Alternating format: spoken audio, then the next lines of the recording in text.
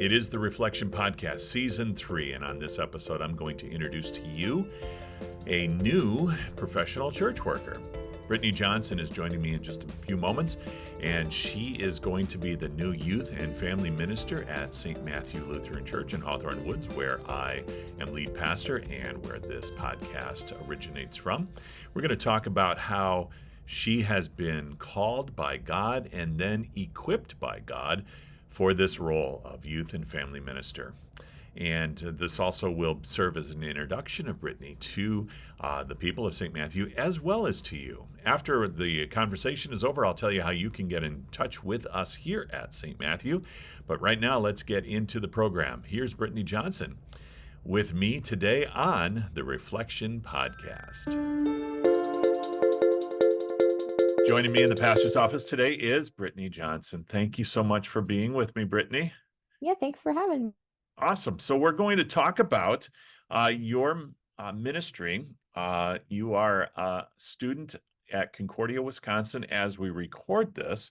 Yep. You will, God willing, have been graduated already by the time that this episode actually airs, and you'll be in your first call at St. Matthew in Hawthorn Woods, which is actually where I am right now as lead pastor, and you'll be joining the ministry staff here. So I wanted to share with not only the members of St. Matthew, so many of them will be watching this to find out a little bit more about you, but also the other people that watch or listen to the podcast to be inspired about how they also can reflect God's love. So we're going to talk a little bit about how you reflect God's love and glory and power in this dark world, because that's what this podcast is all about. So what I would like you to maybe give us a little bit of biography of Brittany Johnson and tell us a little bit about who you are. Yeah, well, born and grew up in Illinois, a little bit southwest of Chicago in the Bolingbrook, Naperville area. So my dad's a Lutheran teacher, and funny enough, they moved when my mom was 8 months pregnant with me, to there. So grew up and family was there for about 20 years. And then after my freshman year of college, they moved up by Green Bay. So I technically live in Wisconsin, but Illinois is where I've always it's home, and it's going to be a home when I move there in a few more months. When this airs, of course, I'll already be there. But yeah, so dad's a Lutheran school teacher. I'm the youngest of four, so I have three older brothers.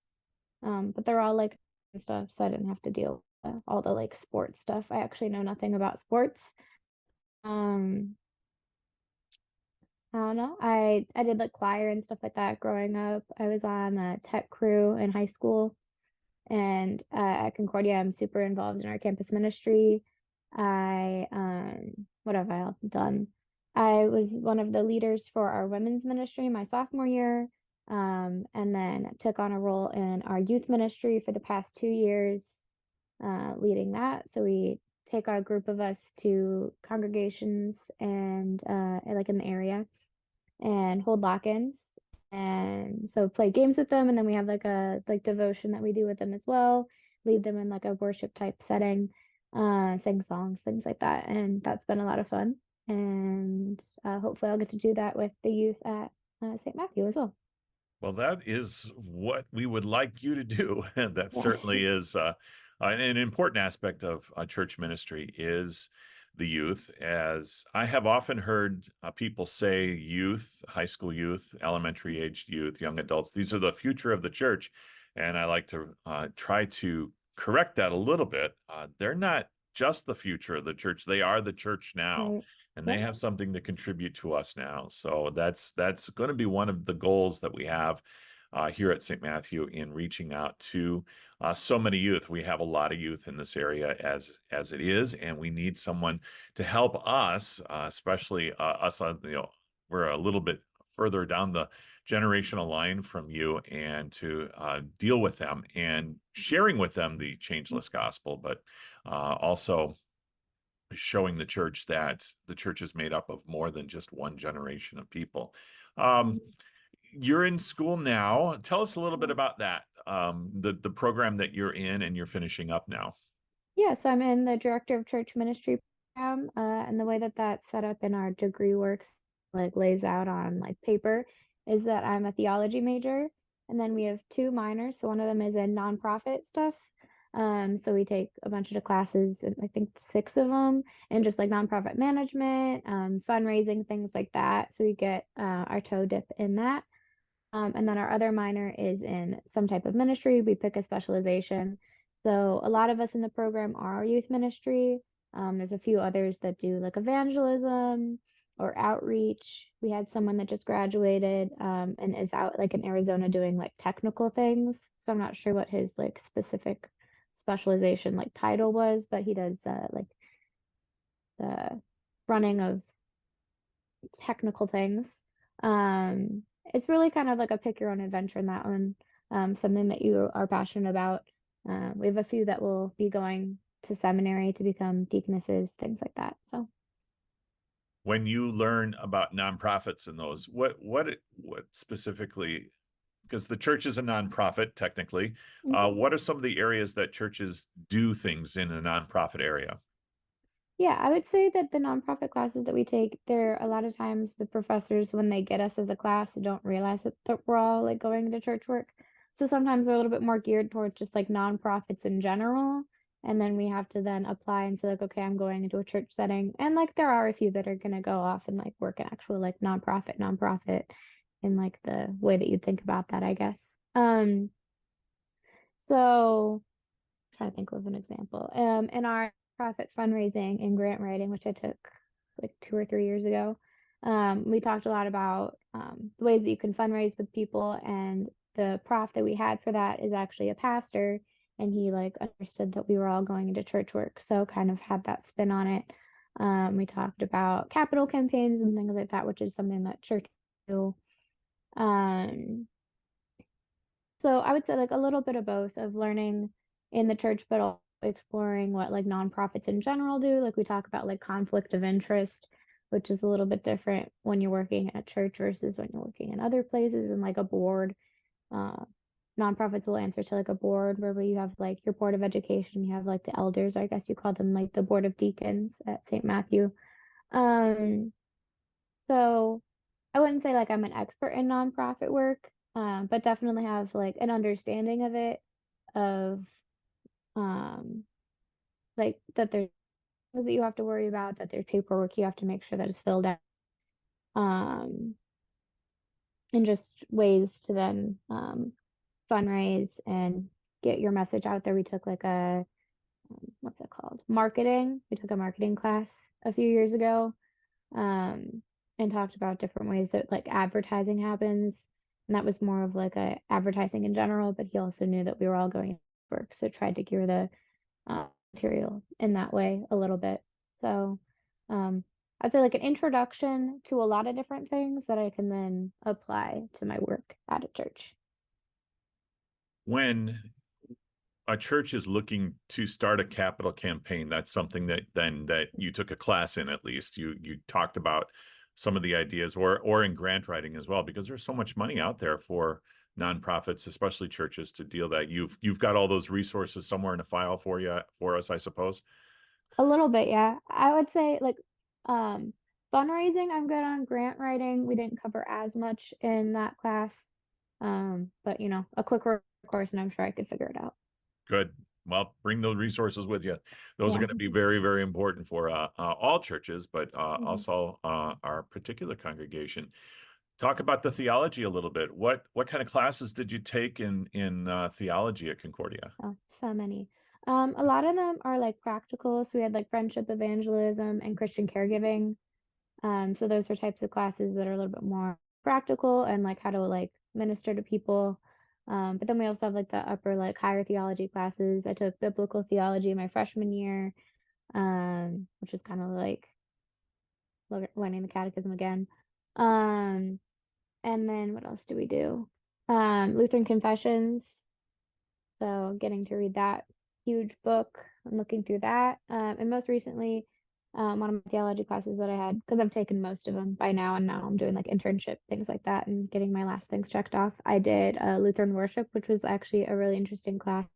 And we talked about like the history of worship, from the Old Testament, New Testament, and then how we've gotten to how we worship today. And that was really interesting. We read a lot of cool stuff. So I would say some of them are a little bit more like upper theology, making you think a little bit more, and other ones are like boots on the ground, trying to minister to people. So I think it's good that we have both. Absolutely. I agree. And so why do this? Do you think that God called you to go into this specific area of church work at this time? That's a good question. I'm not really sure why he did. I came to college as a psychology major, actually. Um, and I am not really sure why I thought that psychology was like a good idea. And like at that point, I was thinking, okay, like I can be like a school counselor or something like that, even though I had never interacted with my high school guidance counselor, like ever. But I just thought that psychology was really cool, and just like the human mind and how it works, and it's just like so intricate, and I think that that's really cool. Um, but also like have like always loved learning about God, and like any resource I can get, um, I'm grabbing it. That's probably something I got from my dad. Like we have like a theology book wall in our house. So that's definitely always been part of me. And like reflecting back on it now that I'm older, I like realized that that's just like always been who I am. I was the kid in Sunday school who always had the answer raising their hand, and just like knowing that sort of stuff. Um, and I just think that youth group is like such like a fun opportunity to gather with people that have your same beliefs. I went to a Lutheran grade school, but there wasn't like a Lutheran high school in the area, so I went to a public school for high school, and I did okay. And I definitely don't like regret it or anything like that, but I did miss having the Christian community. Like I grew up with that, and because my dad's a teacher, I'd be there before school and after school, and I called that place home. So not being there all of the time was really weird. So getting to go for youth group things was nice. And also just realizing that like that season of life, I had a lot of questions.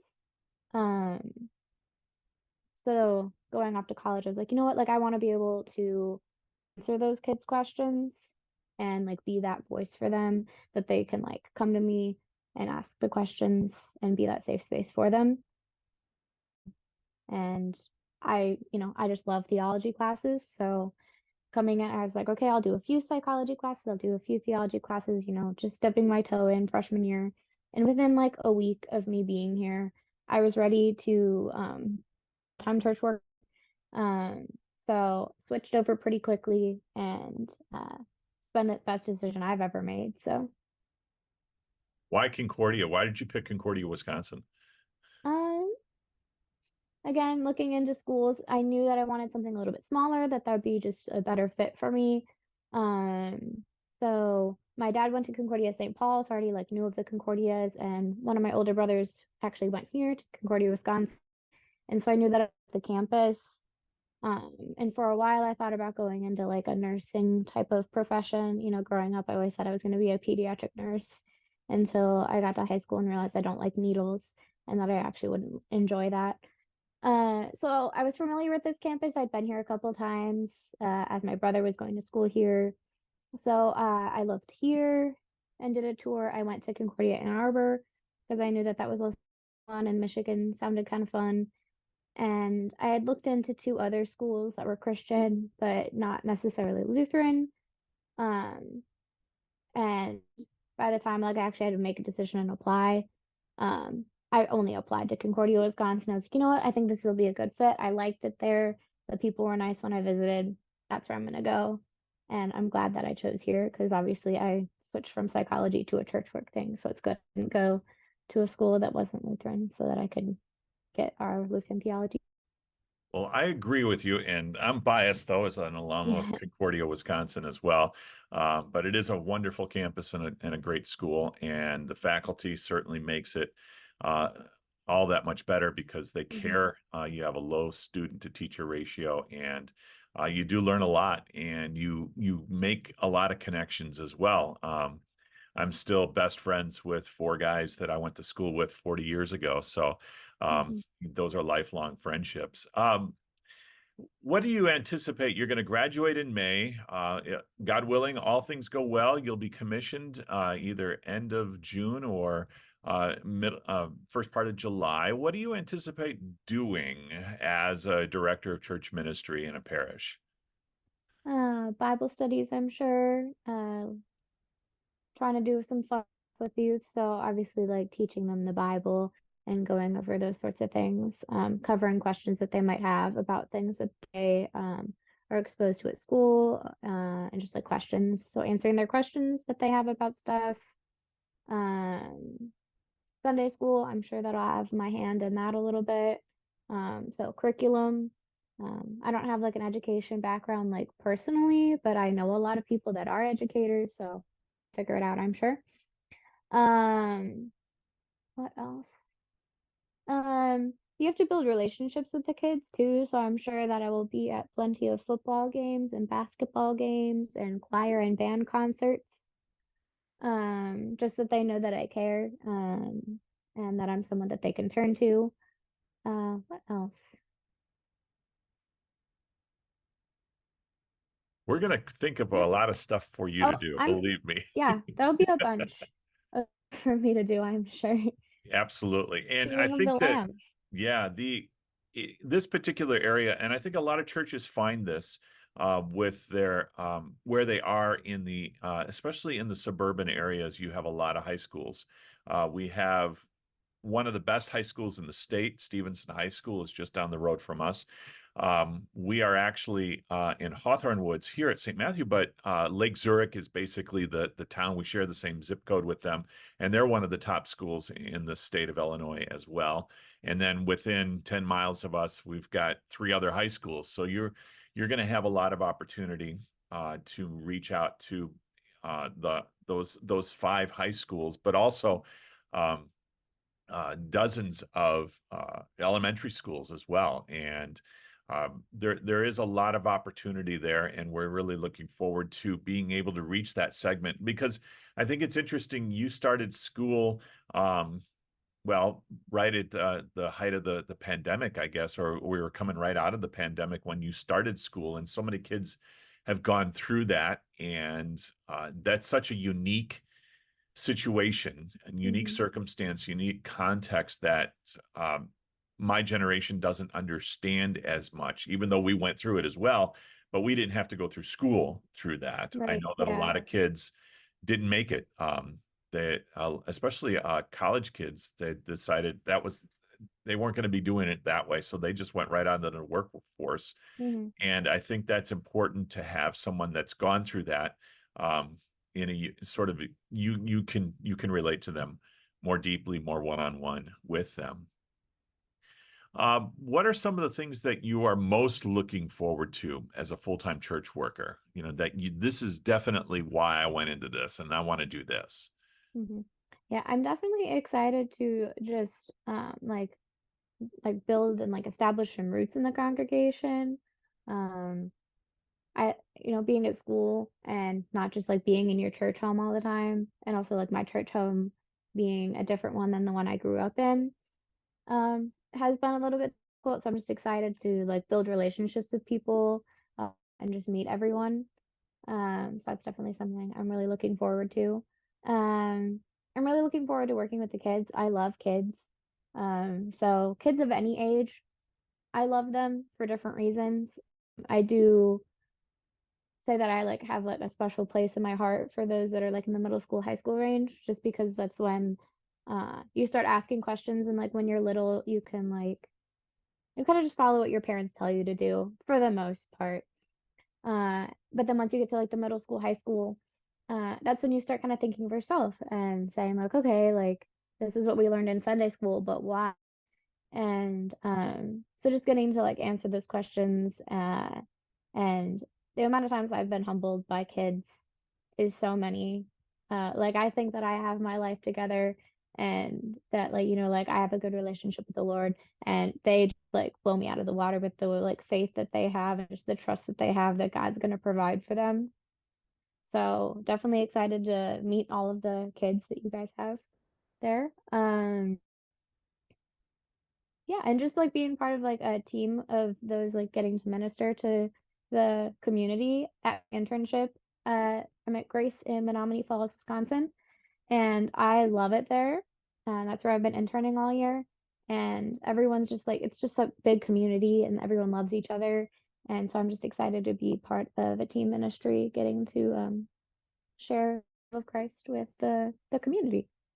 That is so important that you are already in a parish working with seasoned youth ministers at Grace in Menominee Falls, which is kind of a suburb of Milwaukee, although it's Mhm. a little bit closer to Milwaukee than we are to Chicago. But it's a very similar circumstance here in Hawthorn Woods. Um, so that's what you're looking forward to. What do you think is going to be challenging for you? It can only almost be regarded as something you're afraid of, but let's put a positive spin on it that, this is going to be a challenge for you. Yeah. I think just learning what my day to day is like, which like sounds weird. Like I'm taking on a job, I should know what I do in a given day. Um, but like I've just like I'm so used to the way that I do my life now. I'm like, okay, I have my classes, I have to do this assignment. So maybe that's what it is that I don't have necessarily like homework assignments that I have to do. It's like these more like long-term projects and goals. Uh, so just having to like think them up and then see them through. Um, I'd say something that like I think might be a challenge and uh, a worry for me, and just like what I do in a given day, work wise. But I'm sure that like once I'm like in there, I'll figure it all out and it'll be all good and all of that. So You won't be alone, that's for sure. We will help guide you along.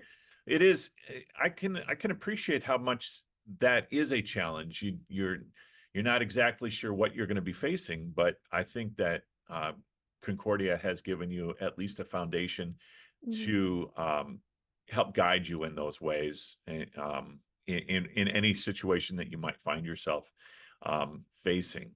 Uh, and one of the things that Concordia trained you and gave you as a foundation is mentors. Maybe at Concordia, maybe there's somebody from earlier on in your life that helped mentor you along, that helped guide you, and you've kind of they took you under your wing. Who might those people be?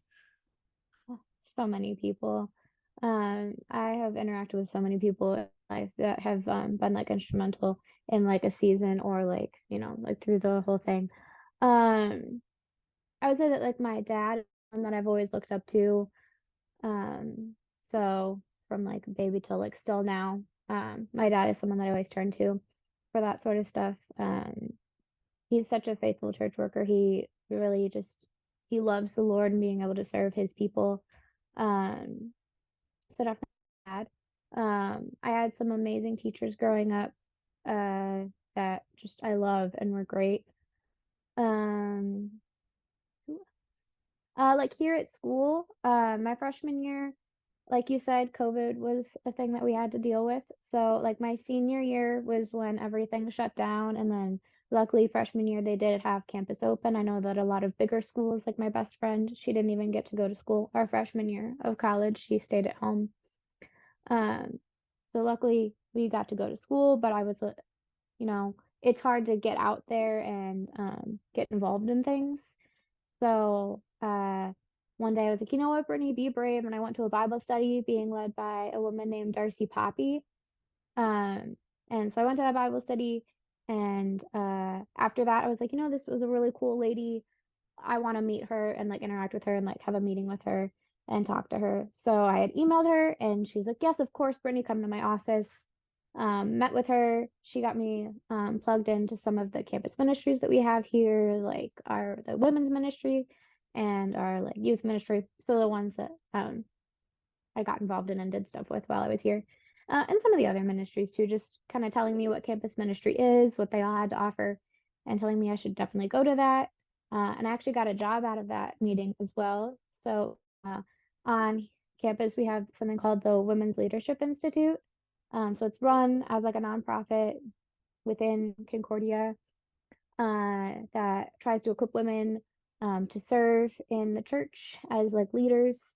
things like that. So she's the director of that, or I guess not anymore because she just took a call like a month or so ago to be a DCE at a congregation near here. Um, so yeah, I was their student worker for about 3 years.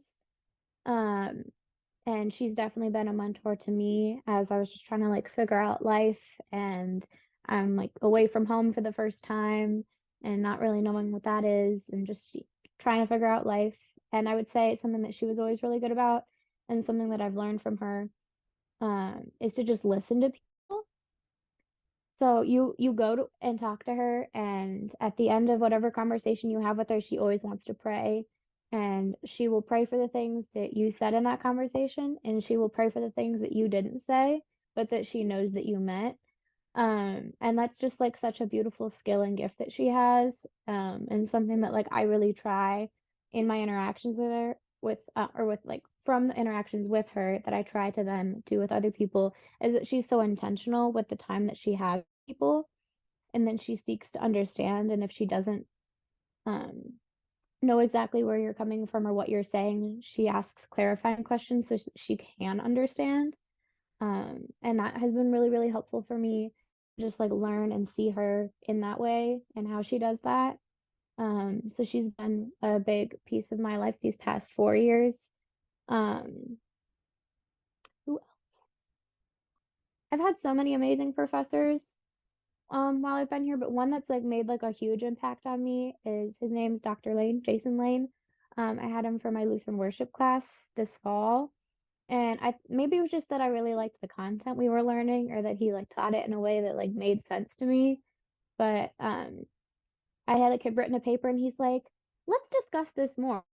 Office, and like we were there for probably like an hour or two just like talking about the class content, but also just like life in general. And so he was like a really like good like guiding light in these last months as I've been here. And it's probably a big reason for why I was like, you know what, I think that I want some more education beyond what I've already gotten and will be graduating with, and why I've been looking into wanting to become a deaconess at some point too. So Very important for churches to understand that once you have a staff worker, a minister amongst you, they don't stop schooling. mhm. They don't stop their education. And so I think that St. Matthew's here is ahead of the curve on that in providing continuing education opportunities and resources for people to continue to learn. It is part of the ministry here at St. Matthew, and I hope that there's a lot of churches that have that. And if they don't,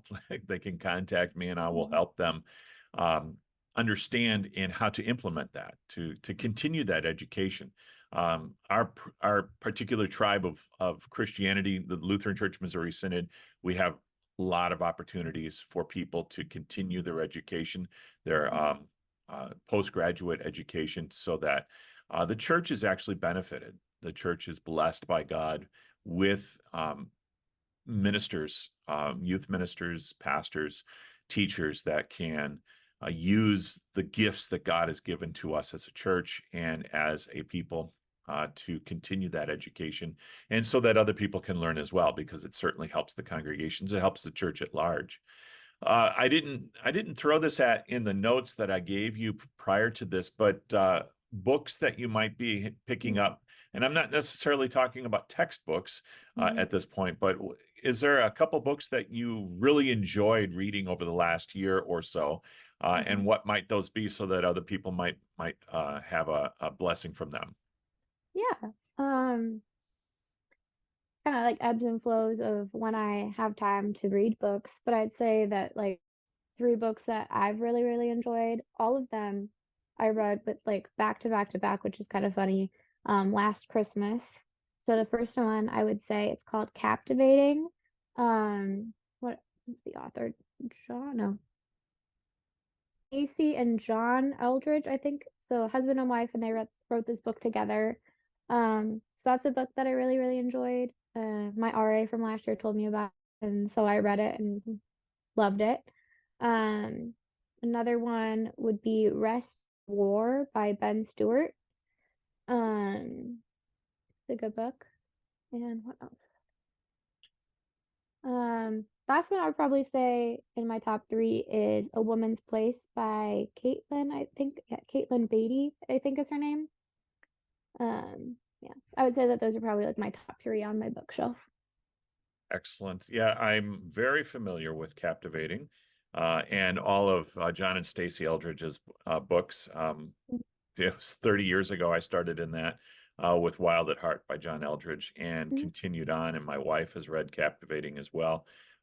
It is a great book, and they have a lot of resources there. So I'm going to put links to those in the show notes here for people to explore on their own, as well as they are inspired to reflect as you are reflecting in as we're seeing that. So follow up um, to follow up or to bring this conversation to some kind of conclusion. I'm not sure that we are. We're going to follow up, of course, with Mhm. another conversation after you get your feet wet here at St. Matthew down the road. I'm going to give you a billboard. This is my the Mhm. Blonsky Mhm. question is that you get a huge billboard on a major freeway in a major city, and millions of people every day are going to see this billboard as they travel on the road, and you get to put a message on that billboard. And remember that it's got to be quick and pithy. They're going to look at it. What do you want to tell those millions of people? Mhm. Yeah. And I don't know who said it or like who the quote is by, but it's that God doesn't call the equipped, he equips the called.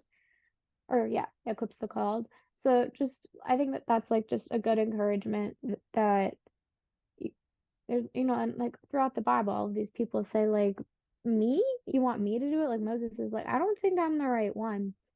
And I think that that is something that can be said of a lot of us, that we don't feel like we're the one that should be doing that work, but like God has called us to do that work. He gives us what we need in that. So I think that that's what I would put on a board. I like it. I've often said that, so you can tell everybody I said that. Yes, yes. There you go. I don't know who said it first, but I like it, and it's Mhm. been a clarion call in my ministry as well as my personal life as well. That I don't have to have all the answers first Right. for God to use me. In fact, it was just the opposite. I had no idea what I was doing 30 years ago Mhm. when I became a pastor, but God showed me the way, and I'm still learning, and we're still walking that path. Um, if you had somebody come up, this will be the last question. If you had Mhm. someone come up to you and say, "Hey, I don't know what to do with my life, but I think that God is calling me," what might be the first thing you tell them to do if they feel like God is calling them to do something? Mhm. Yeah. Well, I'd probably ask them like, what is he calling you to do? And then encourage them in whatever that is to look into it and try and find resources for them if that's something I would be able to do. And just be praying for them and try and encourage them in that. Because I know that there's been people that it's I would say that the director of church ministries program, there's some of us that started that way and like that was the program that we were in, but there's so many that added on as their major or their minor that were doing something completely different before they joined the program. And I think that that can be said of a lot of different things as well, is that you can be in one thing and be like, you know what, I think that God is calling me to this thing. And I would say just lean into it, and that he will provide for you because he definitely has for me. I thank you, Brittany. I really do appreciate you taking the time out of your busy schedule. I know you've got some studying to do, Mhm. and we're looking forward to seeing you in person over the next couple months here at St. Matthew. And like I said, we'll follow up this conversation about a year down the road and see how you're doing, Mhm. and kind of get as you have that underneath your belt, a year under your belt, what what it was all like and what was all about. So we'll do a follow Yeah. up on that when that day comes. Thanks so much, Brittany. Yeah. God's Thank you. blessings to you, and Thank you. we'll see you soon. Mhm. Hope you enjoyed my conversation with Brittany. And this is the Reflection Podcast. It is a weekly podcast produced by St. Matthew Lutheran Church in Hawthorn Woods, Illinois. You can connect with St. Matthew by going to our website, www.stmats.net, stmatts.net. And if you find yourself in the northwest suburbs of Chicago, we invite you to join us in person for a Bible study, a worship service, or other event here at St. Matthew. Hawthorn Woods, about an hour northwest of Chicago, only about a half hour's drive from O'Hare Airport. You can also connect with us on Facebook, YouTube channel, and Instagram. And our podcast music is provided by the podcasthost.com and Alitu, the podcast maker. Find your own free podcast music over at thepodcasthost.com/free music. Please rate and review our podcast, share it with others, and join me again next time on the Reflection Podcast.